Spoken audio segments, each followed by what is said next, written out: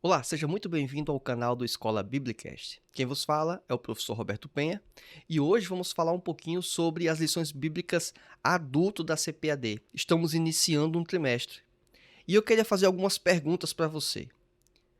Quem lidera a sua família? É você? É você homem?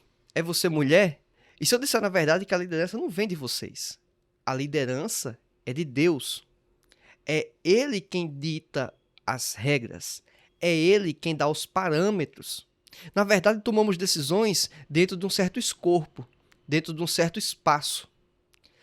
Não seria eu a pessoa que determinaria o futuro dos meus filhos ou da minha esposa. Não. Eu sou um mordomo de Deus. Por isso, vamos entender um pouquinho hoje sobre os problemas, as dificuldades quando uma família age por conta própria. Quando ela entende que tem todo o poder e os desígnios em suas mãos. E que ela pode fazer o que bem entende. Mas quando a pessoa faz o que bem entende, ela vai ter retornos ou colheitas que não estão sob o controle dela. E é isso que vamos tratar hoje. Por isso, não só nessa lição bíblica, mas como as demais que teremos ao longo desse trimestre, recomendo que você fortemente acompanhe. Não só você que é aluno da lição de adultos, mas se possível for, assistisse essas aulas com os seus filhos, a partir de uma certa idade, obviamente, da adolescência. Pois provavelmente a sua família terá uma convivência muito melhor após o aprendizado e a prática destas lições bíblicas. Então, vamos para a lição específica de hoje, que tem como título Quando a família age por conta própria. Bem, em uma lição dessa, a gente não pode deixar de mencionar aqui o comentarista da lição bíblica desse trimestre, que é o pastor Elienay Cabral. Essa figura é interessante, a capa da lição bíblica. Ela indica muito, ela nos fala muita coisa, porque é uma casa que aparentemente muito bem estruturada, até bonita, mas que ela está sem alicerce. Os fundamentos dela estão destruídos, a casa vai ruir. E é isso que acontece quando pensamos que temos todo o domínio ou o poder em nossas mãos. Na verdade, tudo deriva de Deus. E a gente não vai ficar, obviamente, na lição bíblica de hoje apenas nessas obviedades. Vamos avançar. Então, não tenha dúvida quanto a isso, vamos ter suplementos bem interessantes. Bem, o nosso texto áudio diz o seguinte: na verdade, Sara, tua mulher, te dará um filho, e chamarás o seu nome de Isaque, e com ele estabelecerei o meu concerto. Gênesis 17, versículo 19. A verdade prática diz assim: quando o ser humano se precipita a respeito dos planos de Deus, as consequências dessa ação são inevitáveis. Então, é uma coisa certa. Você pode até optar por não fazer uma plantação, mas o resultado, ele, sem sombra de dúvidas, ocorrerá. Então, se você plantar bem, você vai ter uma colheita boa. Se você plantar mal, você vai ter uma má colheita. Se você não plantar, ainda assim você vai ter uma consequência, a consequência da não colheita. Então, a não ação também pode ser um grave problema.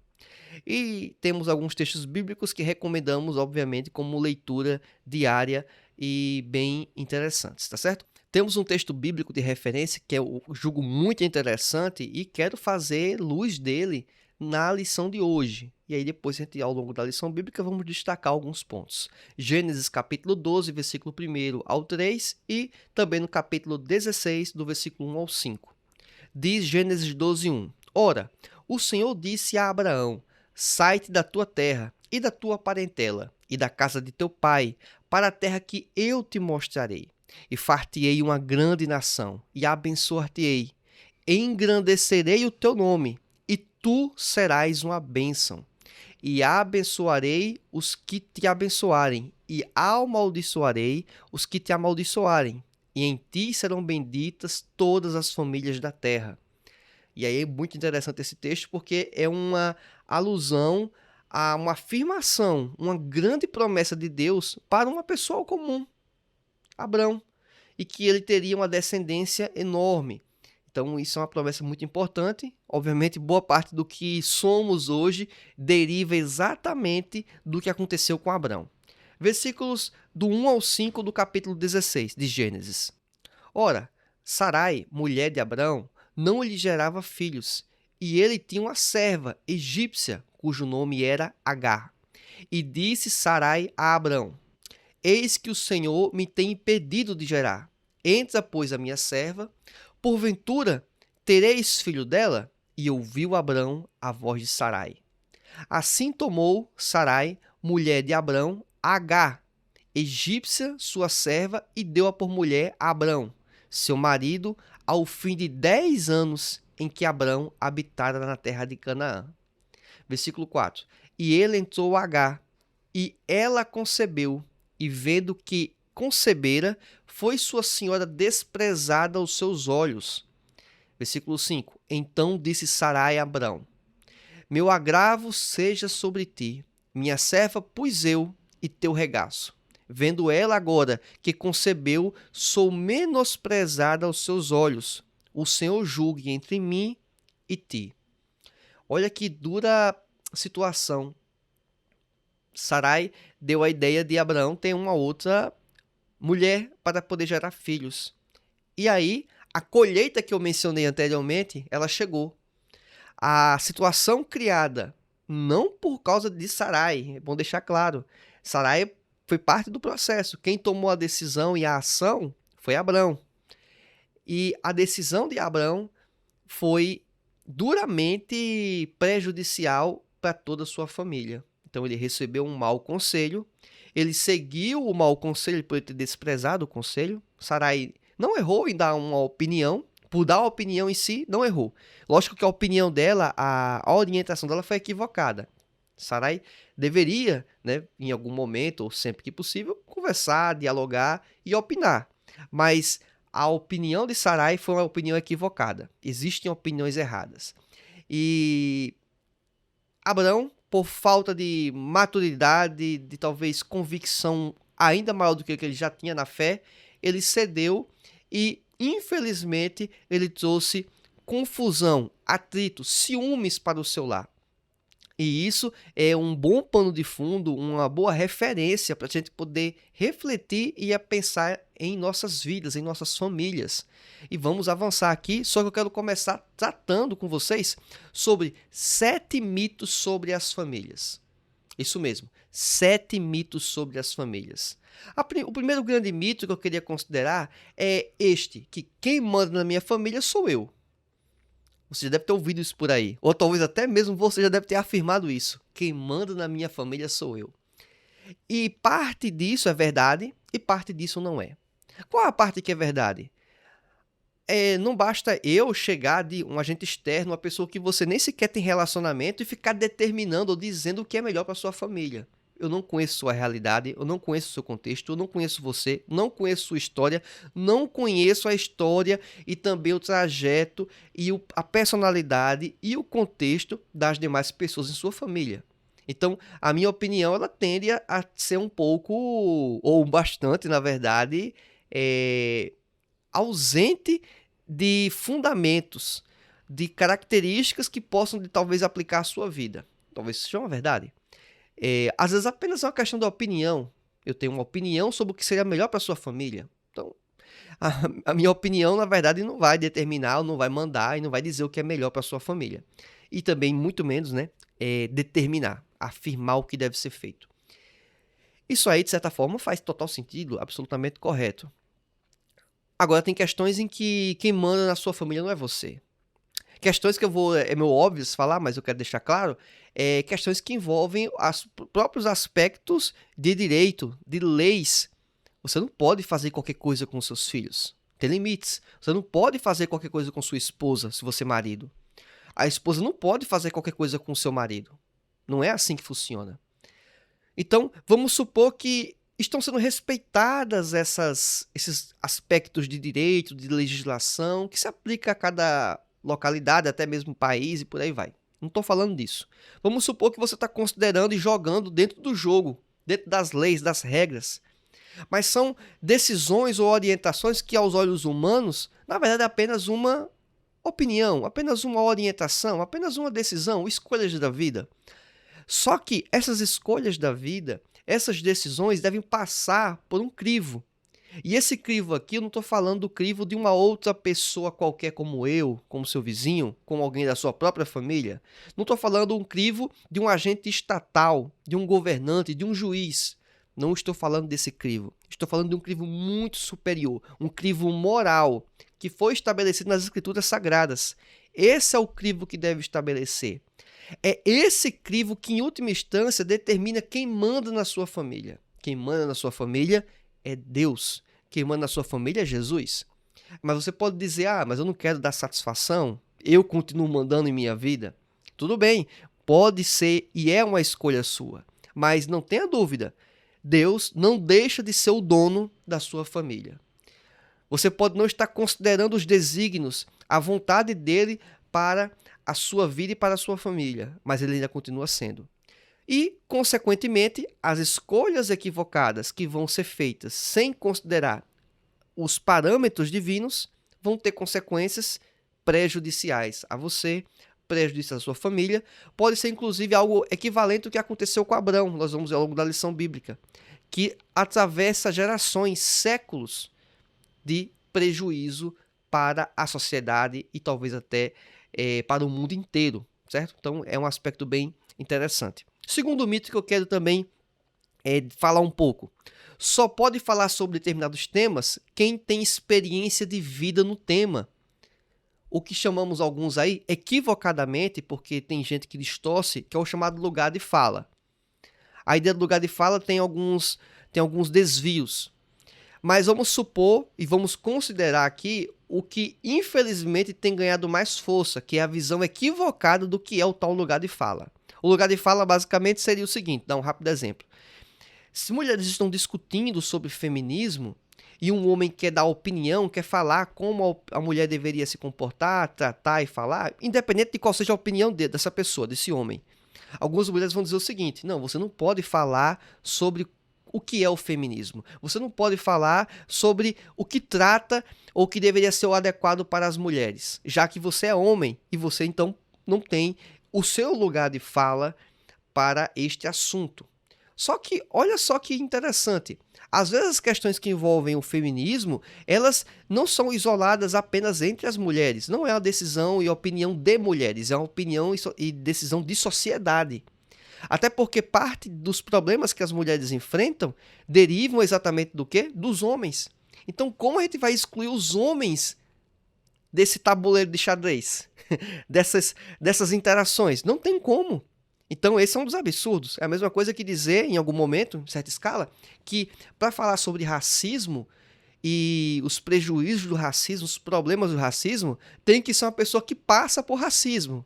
Aí, logicamente, depende da situação, o lugar. Às vezes é a pessoa por ser asiático, às vezes é por ser negro e por aí vai. Então, não é os negros que devem apenas por si só falarem, discutirem e dizer o que é racismo, conceituar o que é racismo, falar o que é o racismo e pronto, fica por isso mesmo. Não, não é. Toda a sociedade tem que participar da discussão. É bem verdade que quem passou por uma situação de ser discriminado, por exemplo, racialmente, essa pessoa tem uma experiência e tem uma bagagem quanto ao aspecto da experiência. Mas tem todo um contexto conceitual, histórico, filosófico que está disponível na sociedade. E por que nós, pessoas que são não negras, pessoas que não são asiáticas, pessoas que não estão em alguns grupos que sofrem algum tipo de perseguição, elas não podem falar, não podem discutir? Não. Então, esse aspecto é muito falho. E aí vamos aplicar então agora, dado esse pequeno pensamento, vamos aplicar sobre as famílias. O que é que alguns poderiam dizer? Que quem só pode falar sobre criação de filhos é quem tem filhos. Alguns vão dizer, só pode falar sobre casamento quem é casado. Eu pergunto, vocês já perceberam qual é a família de um sacerdote católico? Um padre? Ele não é casado, ele não tem filhos, mas tem padres especializados, de certa forma, em instrução para noivos a respeito do casamento. Curso de noivos, ministrado por padres. Mas padre não casou? Mas padre não tem filhos? Como é que ele vai instruir?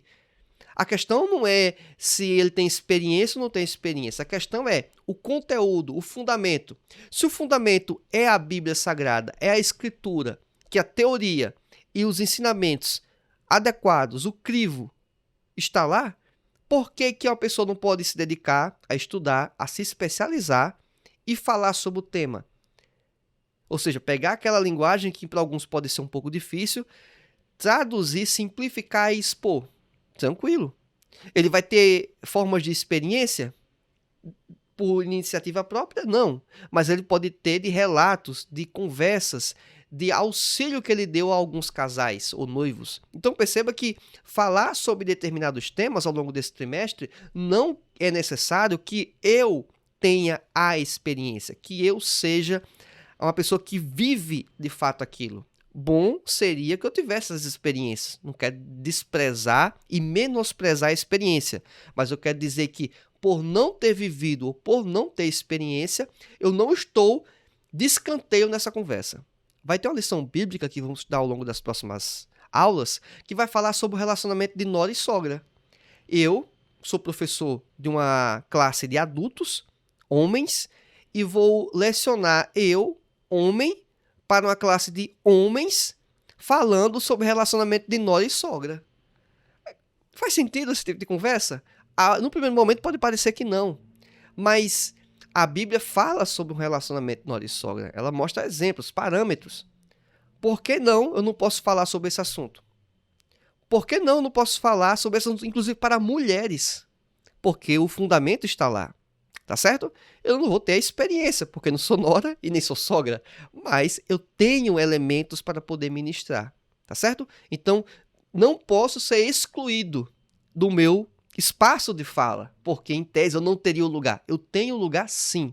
Então, quero deixar isso bem claro já de antemão, porque ao longo das lições bíblicas eu vou ter que entrar em caminhos, elementos, itens em que eu não tenho a experiência, certo? Antes que alguém possa falar alguma coisa, eu tenho um filho, certo? Porque depois vão dizer que eu não posso nem falar sobre paternidade porque não é pai. Não, eu poderia falar sobre paternidade se eu não tivesse filho também, tá certo? Mas eu tenho filho, eu tenho uma experiência que vai ajudar e vai contribuir em algum momento, tá certo?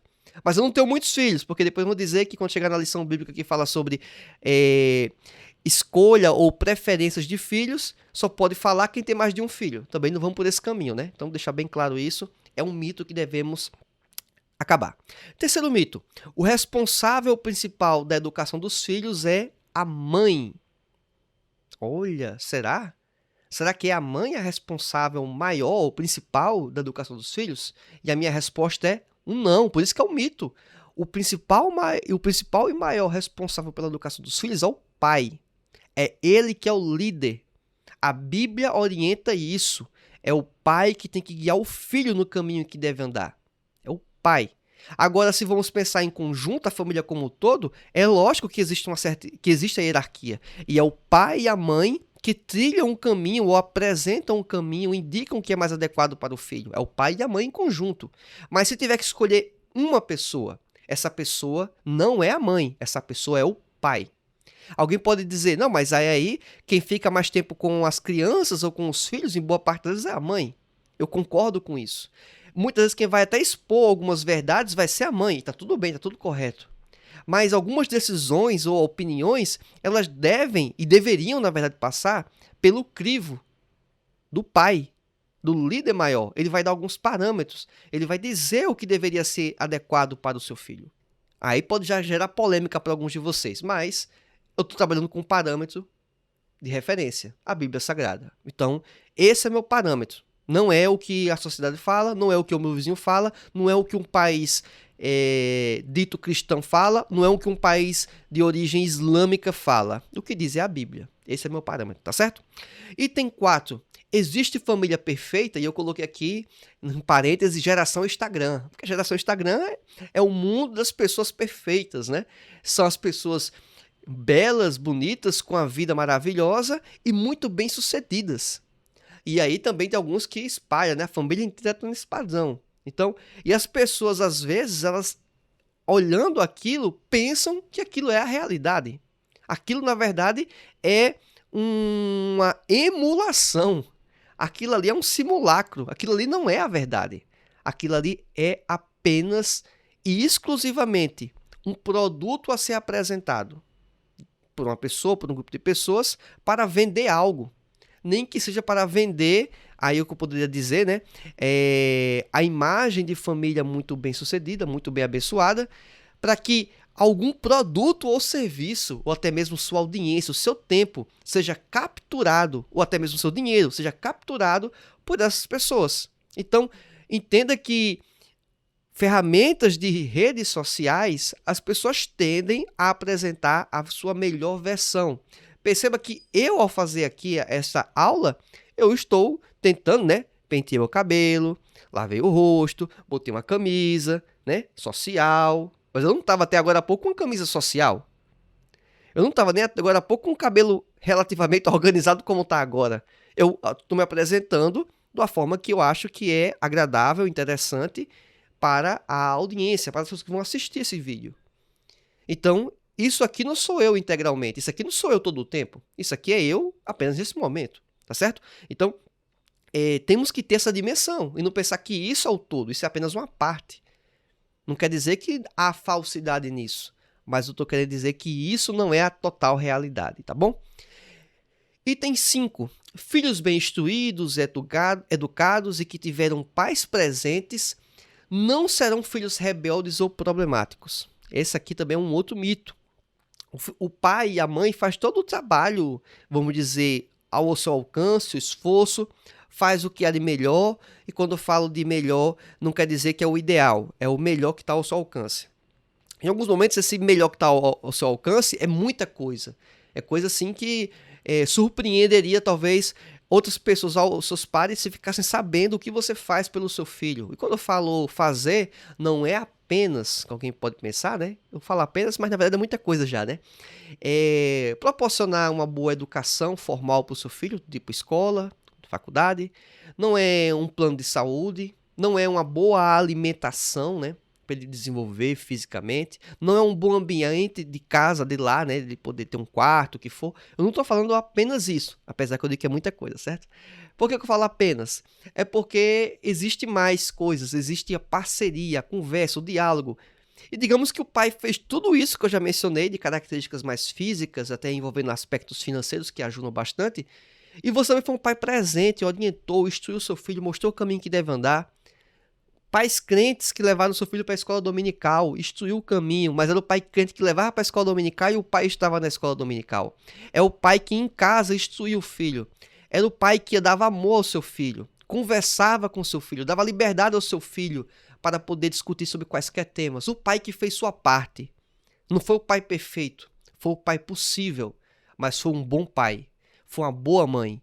E mesmo assim, o seu filho, ele está rebelde. O seu filho está problemático. Então, o que fazer com uma situação dessa? Como enfrentar isso? Bem, na lição bíblica ao longo desse trimestre, vamos estudar, vai ter uma lição específica sobre essa temática, vamos nos aprofundar dela. Mas eu quero dizer que você pode fazer toda a sua parte e você não tem certeza do resultado. Muito provável você vai ter um resultado positivo, um bom resultado, mas ele não é certeza, ele não é garantia. Porque existe um elemento que às vezes a gente esquece. Os nossos filhos não são robôs, os nossos filhos são pessoas individuais, que possuem pensamento, possuem uma autonomia e vão fazer suas escolhas, o livre-arbítrio. Talvez é só pensar a sua história, você que está me acompanhando agora, talvez você não tenha sido evangélico, crente, desde a sua infância. Talvez você tomasse decisão adulto em algum momento, na adolescência. Mas os seus pais, por mais que eles talvez até tenham sido crentes, eles não determinaram o seu futuro. Os seus pais talvez não tenham sido crentes, talvez tenham sido aversos ao cristianismo. E você hoje é um cristão. Perceba que a influência deles ou as instruções deles, obviamente, devem ter contribuído para a sua vida. Mas perceba que a parte espiritual, do lado espiritual, talvez não teve a influência deles sobre a sua vida. Você trilhou o seu caminho. Então, nós devemos entender que não é uma conta matemática precisa 100% que você vai ter um resultado. Não é assim que funciona a vida, não é assim que vai funcionar a sua família. Então, temos que considerar isso como uma possibilidade. O item 6, um sexto mito que devemos aqui desfazer sobre as famílias é que uma família cristã não erra. Então, se é tão bom seguir a Jesus, se é tão bom ser crente, então logo se eu for caminhar junto com Cristo, a minha família caminhar com Deus, indo para a igreja, escola dominical, fazendo boas iniciativas e tal, a gente não vai ter erros. Não, pelo contrário, você vai continuar tendo erros, mas se espera, né? O objetivo de você estando com Cristo é que você vai ter uma mudança de vida. A sua família vai mudar para melhor. Mas não quer dizer que não vai ter erros. Não quer dizer que não vai ter problemas. Outra questão também, você não vai estar ausente de problemas. Mas você provavelmente vai ter respostas para os problemas. Você vai talvez saber lidar com a tempestade que vai estar atravessando a sua vida. Ou seja, você vai sofrer? Talvez vá sofrer. Mas você vai sofrer de uma forma mais digna, de uma forma melhor do que se você não estivesse com Cristo. Sétimo e último mito, apenas os que eu quero apresentar. Teríamos mais, mas vamos discutir, vamos diluir isso ao longo das nossas próximas aulas. Uma família cristã não terá conflitos. E aí eu falo conflito interno, né? Pode ser conflito externo também, sua família com outras famílias, sua família com outras pessoas, por aí vai. Mas eu quero falar aqui atrito dentro da própria família, pessoas com histórias diferentes, no caso marido e mulher, contextos de criação diferentes, costumes diferentes, pensamentos diferentes, pessoas diferentes, elas vão ter conflito. Isso é óbvio. A pessoa que casa e está entrando na ideia que eu tenho uma pessoa muito alinhada de pensamento. Sim, tudo bem. Você então talvez vai ter menos conflitos, mas vai ter conflitos. Eu estou instruindo meu filho. Meu filho, talvez em idade menor, ele era muito obediente e depois ele se torna desobediente. Ele passa a gerar conflitos comigo. Então, é uma questão que devemos considerar e que vai existir. Haverá conflitos. Agora a questão é, qual a magnitude desses conflitos? Qual a gravidade desses conflitos? É um conflito sobre escolhas muito sérias de direção de vida ou apenas um conflito, quem é que vai lavar a louça hoje de noite? Bom seria que os conflitos das famílias fosse a discussão de quem vai lavar a louça. Bom seria. Vamos avançando aqui para a nossa aula. No primeiro tópico, que fala Deus faz promessa a Abrão, é muito interessante porque vamos trabalhar com um pano de fundo. Um pano de fundo que serve de modelo para pensarmos e lançar luz sobre nossas vidas hoje. O primeiro deles é o encontro de Deus com Abrão. Abrão vinha de uma jornada de conquistas e vitórias pessoais, desde que saiu de Ur dos Caldeus e depois de Harã. Gênesis capítulo 11, versículo 31, capítulo 12, do versículo 1 ao 4. Perceba que Abrão, nesse momento, ele tinha um histórico muito positivo. Ele estava indo bem, dentro do possível, lógico, né? Ele estava indo bem, estava caminhando com Deus, estava seguindo a sua história. Entretanto, o casal Abrão e Sarai não tinha filhos. No capítulo 12 de Gênesis, o patriarca tinha 75 anos de idade, quando Deus lhe prometeu uma grande descendência. No capítulo 15, o Senhor lhe faz uma promessa específica de um herdeiro. Então imagina só o que vamos falar hoje. Está dizendo que quem determina, quem manda na sua família é eu. Mas aí chega Deus, fala para um homem de 75 anos de idade, nem preciso falar aqui da tamanha impossibilidade, né, de uma pessoa com essa idade ter filhos, gerar filhos, e diz, olha, você vai ter filho, você vai ter herdeiros. Mas como assim, né? E um agravante, a mulher dele, alguém poderia dizer, então a mulher dele deve ser nova, né? Deve ser uma jovem que está na flor da idade para poder ter filhos. Não, a mulher dele também era igualmente velha. Na verdade, bastante velha também. E idosa, né? Vamos usar uma palavra mais adequada, né? Uma palavra pessoa mais idosa. E como isso poderia acontecer? Então se cria um dilema. Deus fez uma promessa, algo sobrenatural. E essa mulher que era idosa tinha um agravante. Ela não era apenas idosa, ela era uma idosa estéril. Ou seja, a vida toda eles não puderam ter filhos, porque a esposa era estéril. Então o problema estava no lado da esposa, Sarai. No item 2 da nossa lição bíblica, a dúvida diante da espera. após a promessa de uma descendência, Gênesis 12, veio uma preocupação a Abrão. Olha o que diz Gênesis 15, versículo 2. Senhor Jeová, que me has de dar? Pois ando sem filhos, e um mordomo da minha casa é o Damasceno Eliezer. A preocupação de Abrão era em relação a não apenas a posteridade, mas também até a herança. Ia ficar tudo para o mordomo deles. E não tinha filho. E como isso poderia ser prejudicial, né? Pelo menos naquele contexto principalmente, em que era muito importante você ter descendência, levar o nome da família, a sua história prosseguir. Era algo que, vamos dizer, naquela cultura, naquela sociedade, era muito comum, era desejável. E também era o normal, certo? Era o normal e era o desejável dos homens. Então, este questionamento, diz a lição bíblica, revelou que uma certa crise de fé que estava passando Abraão. Ele recebeu uma promessa, mas ele tinha uma série de limitações naturais. O ambiente não cooperava para que aquilo que Deus falou se concretizasse. E isso acontece em nossas vidas.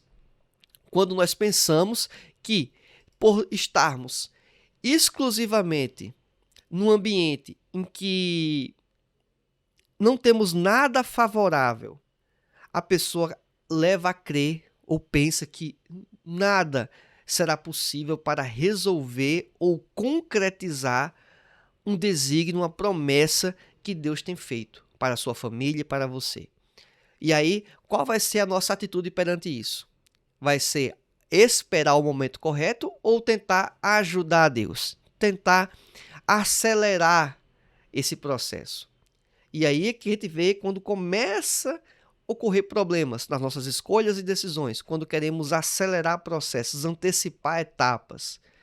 E Deus, por sua livre e espontânea vontade, Deus, pela vontade dele, ele nos dá a oportunidade também de exercermos nossa vontade, o nosso livre-arbítrio, e podermos tropeçar, podemos errar, né? Então, esse é um aspecto muito interessante que devemos sim considerar. Bem, voltando aqui para o texto específico da lição bíblica no item 2, diz assim: este questionamento revela que sua fé estava em crise. Abraão não conseguia ver a realização do sonho do casal, uma vez que Sarai era estéril. Podemos concluir, então, nesse tópico 1, que as promessas de Deus podem se cumprir a qualquer momento, até mesmo quando entendemos que já passou o tempo. Ou seja, a promessa acontece no tempo de Deus, portanto, as promessas acontecem no tempo de Deus, não no nosso tempo. Mas quando a gente entende que parece que Deus esqueceu de nós, talvez aquilo não se aplique a mim, talvez, será que Deus falou de fato comigo? Então, alguns questionamentos podem passar a surgir na mente das pessoas. E aí ele é tentado a desacreditar, a desconfiar das promessas de Deus. E qual é a nossa resposta para isso? É se voltar para Deus ou realmente continuar nesse pensamento destrutivo que pode contaminar as nossas mentes? Isso é um ponto a pensar. Deus reafirmou suas promessas em Gênesis 15:4.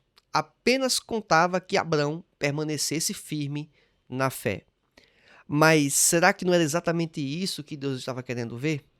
Ver a fé de Abrão? Testar Abrão para provar e servir de modelo para os nossos dias? Para que, inclusive, hoje estejamos fazendo exatamente menção a essa situação. Então, o que aconteceu com Abrão não foi apenas para Abrão, foi para a história, foi para a humanidade. Deve servir de modelo. No tópico 2 da nossa lição bíblica, temos interferência no plano de Deus. A tentativa de Sarai em ajudar a Deus. E aqui o ajudar entre aspas, lógico. Lógico que pela ideia do processo natural, Sarai não tinha chance nenhuma de poder gerar filhos e dar filhos a Abrão.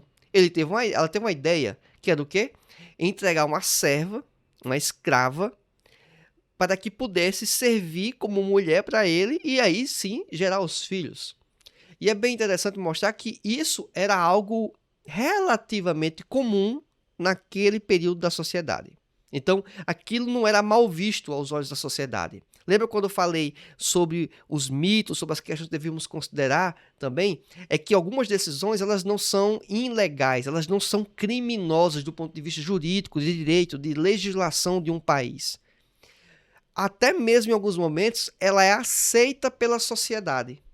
Mas não é porque algo é aceito pela sociedade, ou até vamos colocar além, porque às vezes é aceito pela sociedade, mas não é comum na sociedade. Vamos além. Vamos considerar que ela é aceito pela sociedade e comum pela sociedade. Aí nós estamos em uma outra categoria. A categoria de você estar lutando contra ou enfrentando o que é o senso comum.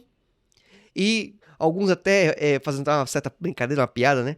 O pessoal fala que a voz do povo é a voz de Deus. Não, a gente sabe que isso não é, certo? A gente sabe que isso não é. É só observar o que acontece ao longo da história, tá bom? E um exemplo também interessante, países que têm democracia, é só você olhar o que acontece também no ambiente político. Não vou entrar aqui em discussão, direita, esquerda e direita, mas é só para você ter a dimensão. A voz do povo definitivamente não é a voz de Deus, tá certo? Se depender do povo, em geral, a maioria vai traçar um caminho equivocado, em boa parte das vezes. Então não vamos pensar nesse sentido. Então, ela está apresentando uma proposta minimamente ou considerada aceitável, uma proposta plausível. Por que não fazer o que Sarai mencionou? Alguém poderia chegar e dizer isso para Abraão. Por que não seguir esse caminho? Abraão ponderou talvez pensar, será que não era esse o contexto em que Deus estava querendo mencionar e eu entendi equivocadamente? Então assim, perceba que a decisão, olhando a gente hoje, é muito fácil você talvez fazer uma crítica, é muito fácil nós apontarmos a falha, mas temos que entender que naquele contexto, naquela sociedade, aquilo era algo bem mais comum. Isso é importante mencionar. Porque numa situação hoje do Brasil, principalmente, um país predominantemente cristão, que os relacionamentos são, na sua quase totalidade, monogâmicos, né? Ou pelo menos deveriam ser, né? Mas é entre um homem e uma mulher. Pelo menos oficialmente, talvez não na prática, mas boa parte sim. Então, isso não é bem visto. Uma situação dessa é praticamente inconcebível, mas só que naquela realidade era algo concebível, era algo aceito. Então, às vezes, o ajudar a Deus é algo que parece ser até belo, bonito, normal.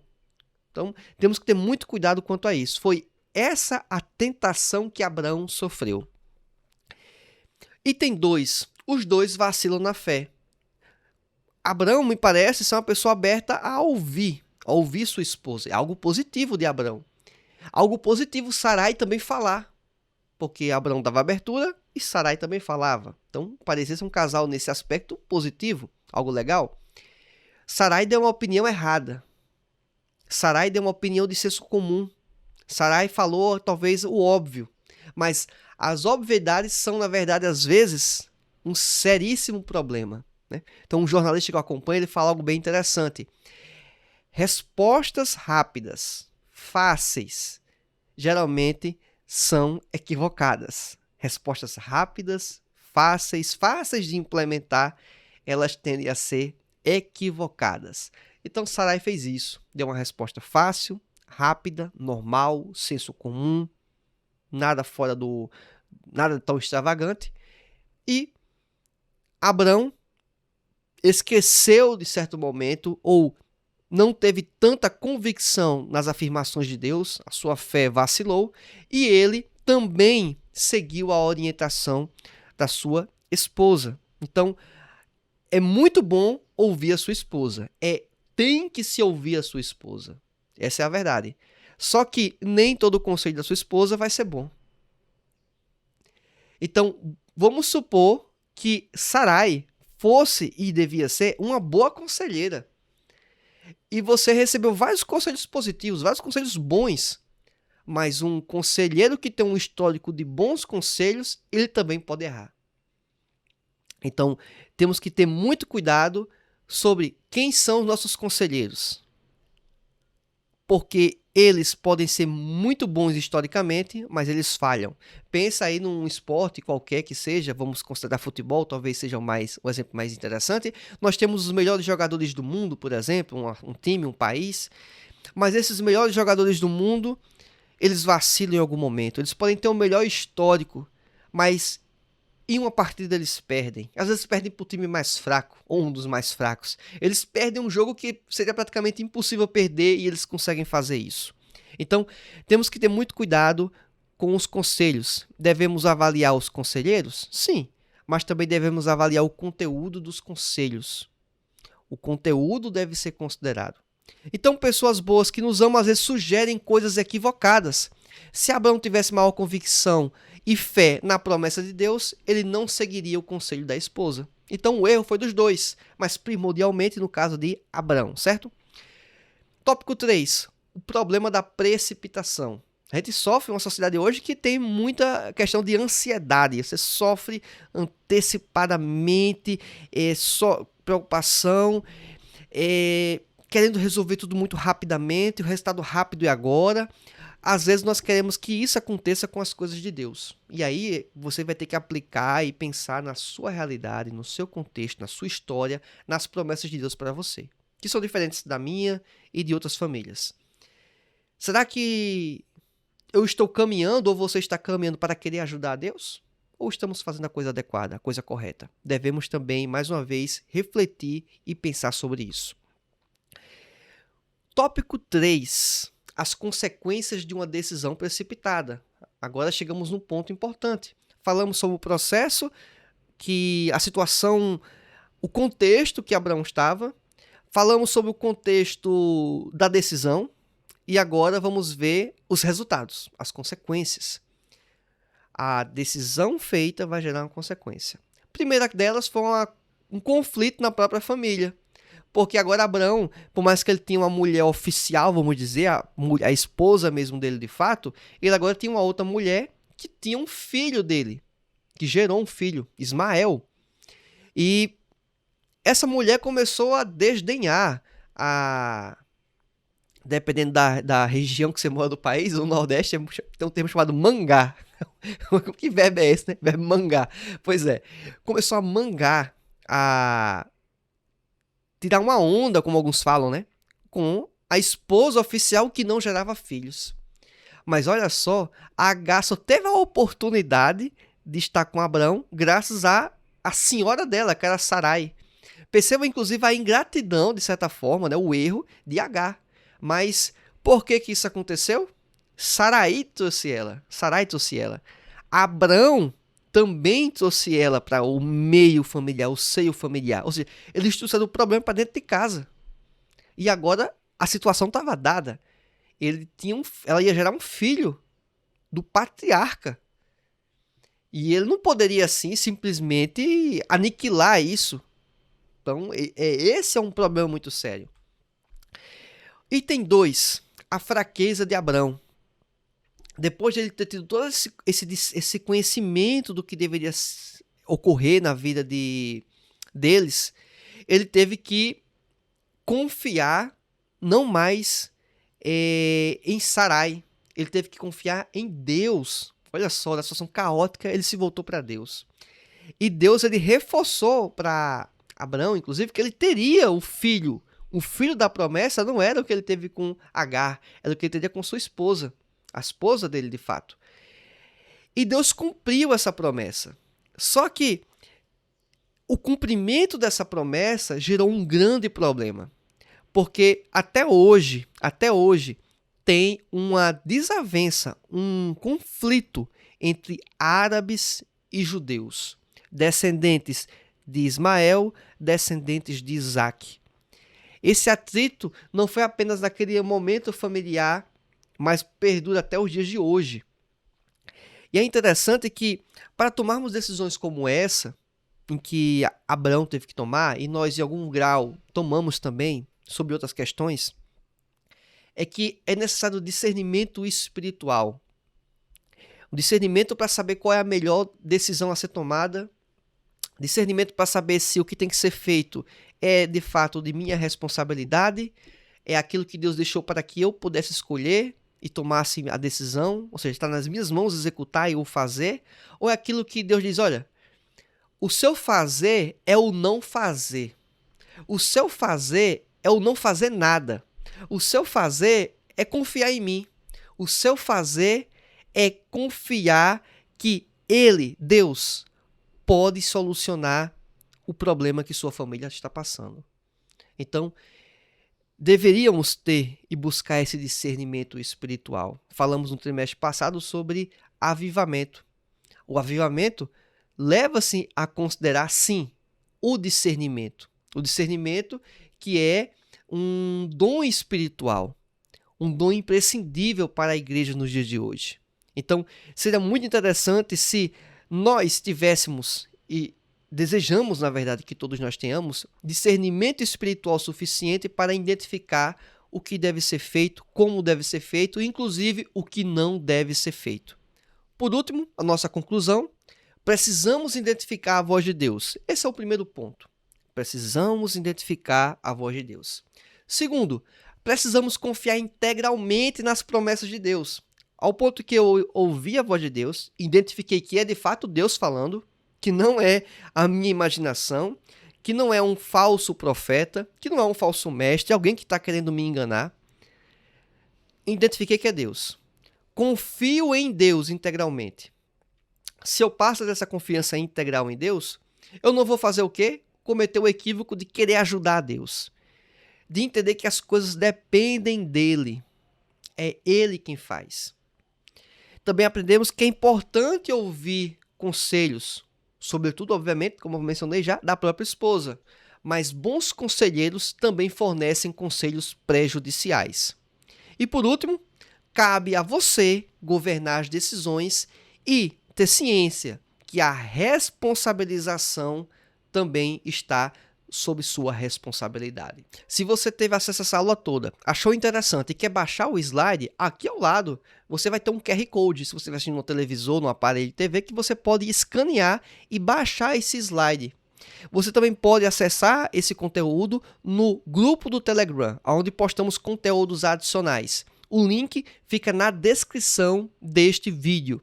E se você quiser nos seguir nas redes sociais, as respectivas redes sociais e os seus arrobas estão aqui abaixo, tá certo? Aguardo você em nossa próxima aula. Que Deus te abençoe. Fique na paz do Senhor. Tchau, tchau e até mais.